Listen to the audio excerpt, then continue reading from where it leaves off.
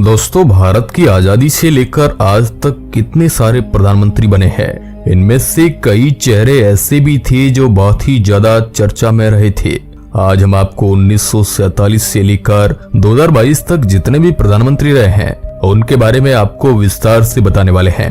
दोस्तों, आपको बता दें कि 1947 से लेकर 2022 तक 16 बार प्रधानमंत्री बदल चुके हैं। जब हमारा देश भारत आजाद हुआ था उस समय भारत के पहले प्रधानमंत्री कांग्रेस पार्टी से जवाहरलाल नेहरू को चुना गया था। 15 अगस्त 1947 से लेकर 27 मई 1964 तक करीब 16 साल और 246 दिन तक जवाहरलाल नेहरू प्रधानमंत्री रहे। यानी भारत के पहले प्रधानमंत्री जवाहरलाल नेहरू सबसे लंबे समय तक रहने वाले प्रधानमंत्री थे। और 1964 में जवाहरलाल नेहरू की इसलिए उस पर गुलजारी लाल नंदा को कार्यवाहक बनाया जाता है। उन्होंने 27 मई 1964 को प्रधानमंत्री पद संभाला, जो कि केवल 13 दिन तक ही रहे। इनका कार्यकाल 9 जून 1964 को पूरा हुआ। नंबर 2, इसके बाद भारत के दूसरे प्रधानमंत्री बनते हैं लाल बहादुर शास्त्री, जो 9 जून 1964 को भारत के प्रधानमंत्री बनते हैं। इन्हीं के शासनकाल में 1965 का भारत पाकिस्तान युद्ध भी होता है। लाल बहादुर शास्त्री करीब 1 साल और 216 दिन तक प्रधानमंत्री रहते हैं। इसके बाद 11 जनवरी 1966 को इनकी मृत्यु। 11 जनवरी 1966 को गुलजारी लाल नंदा को कार्यवाहक बनाया गया और 24 जनवरी 1966 को 13 दिन तक इन्होंने पद संभाला। नंबर 3, और इसके बाद भारत की तीसरी प्रधानमंत्री जवाहरलाल नेहरू की बेटी इंदिरा गांधी बनती है, जो कि भारत की पहली महिला प्रधानमंत्री थी। इंदिरा गांधी की पहचान भारत में एक दबंग प्रधानमंत्री की तरह थी, क्योंकि 24 जनवरी 1966 से लेकर 24 मार्च 1977 तक भारत की प्रधानमंत्री रही। इनका कार्यकाल करीब 11 साल और 59 दिन तक रहा। इतना लंबा कार्यकाल उनका 3 चुनाव के दौरान हुआ था। इंदिरा गांधी के शासनकाल में कई बड़े कामों को किया गया था। अब यहाँ 1971 का भारत पाकिस्तान युद्ध हो और यहाँ तक कि भारत का पहला परमाणु परीक्षण भी इंदिरा गांधी के शासनकाल में ही किया गया था।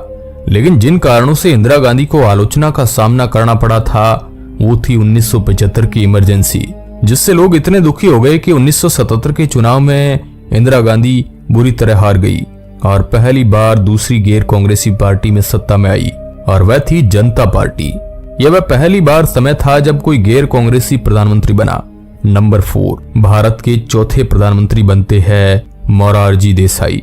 24 मार्च 1977 से लेकर 28 जुलाई 1979 तक करीब 2 साल और 126 दिन तक प्रधानमंत्री रहे और फिर इन्हें इस्तीफा देना पड़ा, क्योंकि मोरारजी देसाई की सरकार गठबंधन पर आधारित सरकार थी और मतभेद की वजह से उन्हें इस्तीफा देना पड़ गया।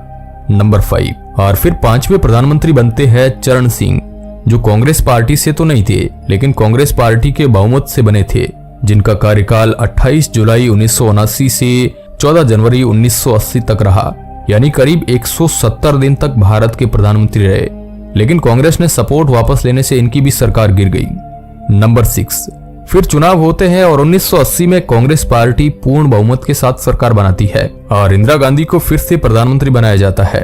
इनका कार्यकाल 14 जनवरी 1980 से लेकर 31 अक्टूबर 1984 तक रहा, यानी 4 साल और 291 दिन तक, और 31 अक्टूबर 1984 को इंदिरा गांधी की हत्या कर दी गई थी। नंबर 7, और फिर इनके बाद 7वें प्रधानमंत्री बनते हैं इनके बेटे राजीव गांधी। राजीव गांधी भारत के सबसे युवा प्रधानमंत्री थे, जो मात्र 40 साल की उम्र में प्रधानमंत्री बन गए थे। इनका कार्यकाल 31 अक्टूबर 1984 से 2 दिसंबर 1979 तक था, यानी करीब 5 साल और 32 दिन। इन 5 साल के कार्यकाल में कई गड़बड़ियों के आरोप के चलते राजीव गांधी की छवि जनता की नजरों में कम हो गई।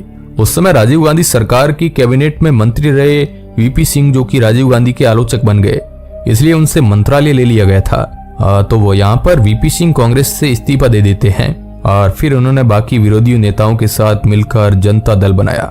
नंबर 8, और 1990 में चुनाव होते हैं जिसमें जनता दल और भारतीय जनता पार्टी के साथ कई दलों ने मिलकर सरकार बनाई और प्रधानमंत्री बन गए वीपी सिंह, जो कि भारत के 8वें प्रधानमंत्री बने।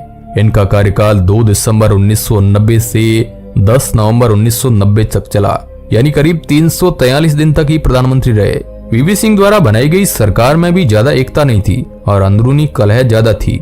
जब वीपी सिंह ने बीजेपी मेंबर लाल कृष्ण आडवाणी को अरेस्ट करवाने के ऑर्डर दिए, जिस वजह से बीजेपी नाराज हो गई और अपना जो समर्थन था वो वापस ले लिया, जिसकी वजह से वीपी सिंह को प्रधानमंत्री पद से इस्तीफा देना पड़ा। नंबर 9, उस समय गृह मंत्री थे चंद्रशेखर, जिस पिछली सरकार में उनकी पार्टी समाजवादी जनता पार्टी तेजी से ऊपर आ रही थी और चंद्रशेखर के पास 64 सांसद थे। और फिर कांग्रेस के समर्थन के साथ इनकी पार्टी सत्ता में आती है और 10 नवंबर 1990 को चंद्रशेखर भारत के 9वें प्रधानमंत्री बनते हैं और 21 जून 1991 तक भारत के प्रधानमंत्री रहे। एक साल से भी कम समय के अंदर कांग्रेस ने अपना समर्थन वापस ले लिया और इनकी सरकार गिर गई, यानी 223 दिन तक प्रधानमंत्री ये रहे। नंबर 10, 1991 में चुनाव होते हैं और कांग्रेस से पीवी नरसिम्हा राव भारत के प्रधानमंत्री बनते हैं।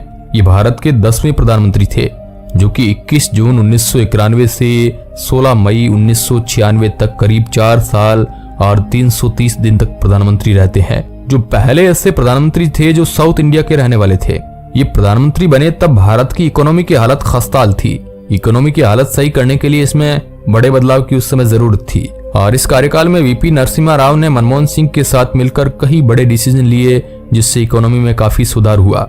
नरसिम्हा राव पहले प्रधानमंत्री बने जो कि नेहरू गांधी फैमिली से नहीं थे और जिन्होंने पूरा 5 साल का कार्यकाल पूरा किया था। इसके बाद भारत की राजनीति में उतार चढ़ाव बहुत रहे और अगले 3 सालों में 4 बार प्रधानमंत्री बदले। नंबर 11वें प्रधानमंत्री बनते हैं अटल बिहारी वाजपेयी, जिनका कार्यकाल 16 मई 1996 से 1 जून 1996 तक, यानी करीब 16 दिन तक ही ये प्रधानमंत्री रहे। बहुत छोटा कार्यकाल था, ये सबसे छोटा प्रधानमंत्री का कार्यकाल था। नंबर 12, फिर 12वें प्रधानमंत्री बनते हैं एचडी देवगौड़ा, जो कि करीब 1 जून 1996 से 21 अप्रैल 1997 तक करीब 324 दिन तक प्रधानमंत्री रहे। नंबर 13वें प्रधानमंत्री इंद्र कुमार गुजराल बने थे, जो कि करीब 21 अप्रैल 1997 से 19 मार्च 1998 तक, यानी 332 दिन तक ये प्रधानमंत्री रहे। नंबर 14, और फिर आते हैं भाजपा पार्टी से भारत के प्रधानमंत्री अटल बिहारी वाजपेयी, जो कि भारत के 14वें प्रधानमंत्री थे।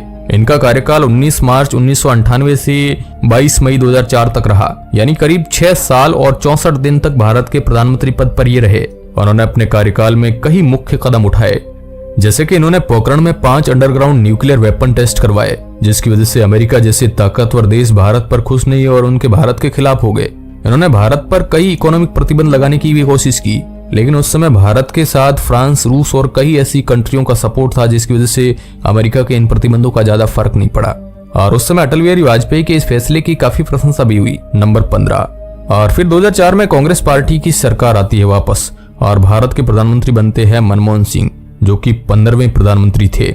और 2009 में भी चुनाव होते हैं, उसमें भी कांग्रेस पार्टी की जीत के बाद मनमोहन सिंह फिर से प्रधानमंत्री बन जाते हैं।